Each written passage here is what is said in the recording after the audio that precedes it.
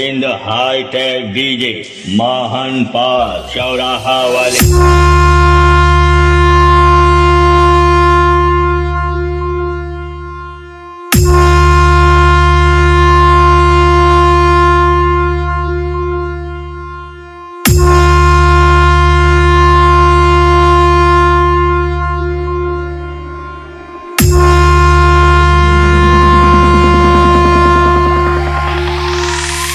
कमलेश बाबू ई देखा हो, ई देखा मंगता हवन आएगा और तो कौड़ी के सामान लादे भांदे यहाँ बेटवा तो का देख के गाना याद आएगा बे।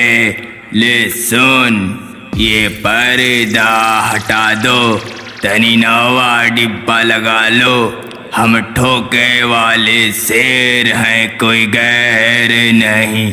अरे बेटा तू तो पेला जाएगा, तेरी खैर नहीं। बिटवा ते तो पिलाए गए बेटा, हम तोर बाप ही बाप। हम हैं किंग ऑफ यूपी 58 के मशहूर बादशाह, जय गोविंद हाईटेक डीजे महान पार चौराहा वाले।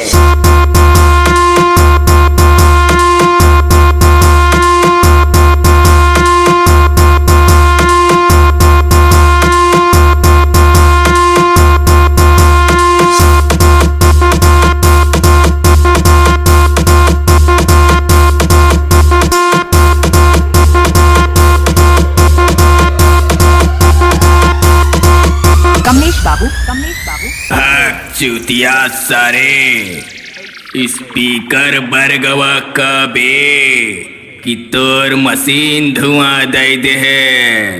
काहे कि बेटवा हम बजौबे ऐसा करी थी कि बड़े बड़े डीजे वाले हमारे सामने दम तोड़ देते बेटा।